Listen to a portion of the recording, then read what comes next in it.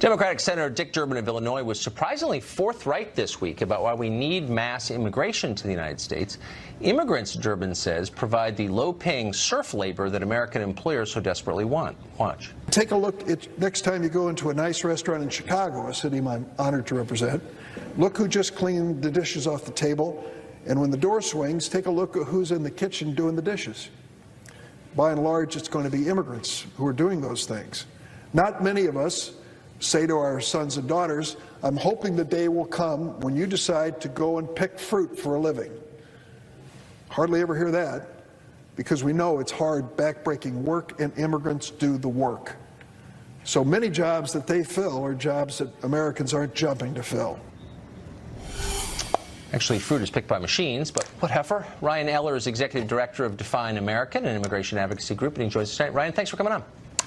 Yeah, thanks for having me, Tucker. So it's so striking for someone as old as I am to see a Democrat make this case. So there are millions of Americans who can't get by. Half the country can't get $400 on a day's notice. They just don't have any money. Millions of people are on food stamps. What they need are higher-paying jobs. Here you have a Democratic senator saying, no, the point is making sure that employers can pay as little as possible. And so we need to import a lot of people from third-world countries who will work for less. How does that help Americans? And why isn't the emphasis on raising their wages?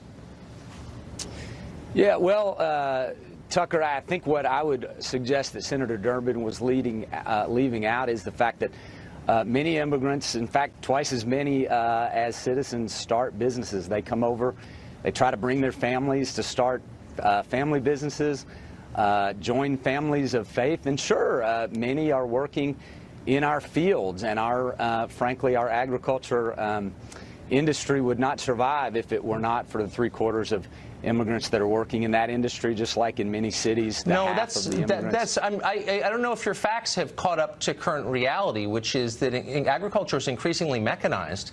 It takes far fewer people. It sure is. It is, yeah, overwhelmingly mechanized, actually. So among DACA recipients, just to pick a group about whom we know a lot, what's the single most common job for DACA recipients? Working in restaurants. So you're talking about low-wage, low-skilled jobs, and you're also talking about people who are less educated than average native-born Americans. Only 5% of DACA recipients have college degrees. So that's exactly the group of jobs that's going away because of automation. There's been a lot of study on this. It's very weird to me that you would import millions of people to do jobs that are disappearing. Why are we doing that? Well, because the more immigrants that come here, the more jobs are actually created. So the rhetoric is good, and I realize, look, I'm here in Kentucky. We're a poor state. My own family, matter of fact, I worked on a farm when I was growing up, so I know what kind of back-breaking labor that is, and I know what we're talking about, and I'm worried about that part of the economy too. But the truth of the matter is, what we're talking about here is has been the backbone of our entire country since the beginning. It's always been family-based migration, as it was for your family. What you're doing, and I realize that you're a minister, and I get it, but you're making a kind of moral argument. I would say half-baked, but that's what I'm making, an economic argument. Do you know what supply and demand is? It's the rule, the never-changing rule, that if you have an overabundance of something, its value falls.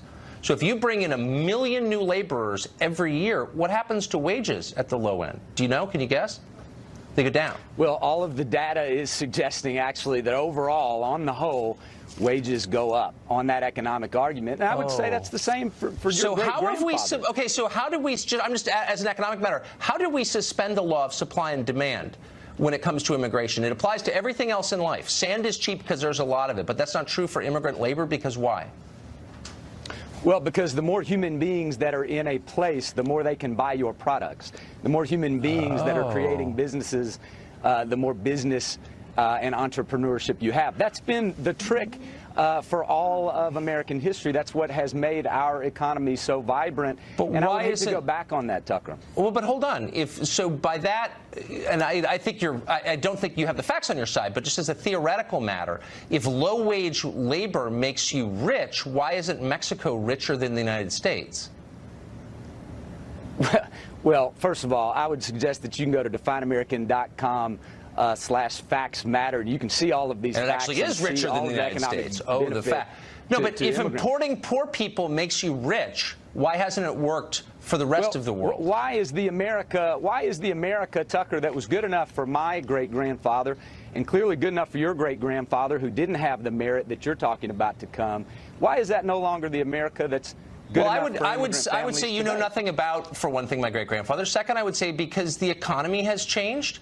It's 2018. We are in a post-industrial part of the economy. It's also a lot easier to get here than it ever was. And by the way, McKinsey just estimated that by 2030, we're going to lose 73 million jobs. You seem not at all concerned by that. Yeah. And I bet you if I looked at your donors, concerned. it would be big businesses who want cheap labor. I'm just throwing that out there. It's just a guess. But you're ignoring facts that are relevant to modern America. Matter of fact, I'm supporting those facts. Look, we ought to be concerned with the mechanization of labor. Immigrants are not creating that. Matter of fact, you look at all the businesses that have been created by immigrants in Silicon Valley that would not be here, literally, if the current plan on the table that the Senate is looking at and that the Trump administration is proposing were to be passed.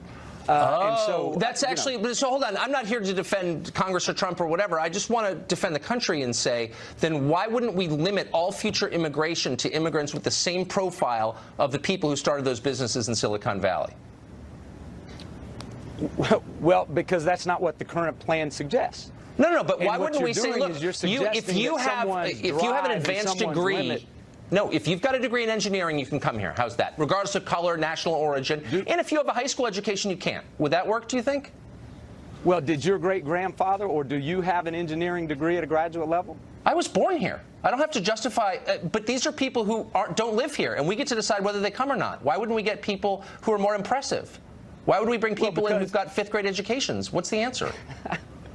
Well, because we're a country that in our most prominent harbor reads, give me your tired, your poor, your huddled masses yearning. So you don't have free. an economic argument, but you're going to use a little moral blackmail based on a 100-year-old poem by a socialist. Got it. Thank you, Father. Worked pretty well for our... Yeah, okay, I'm sure.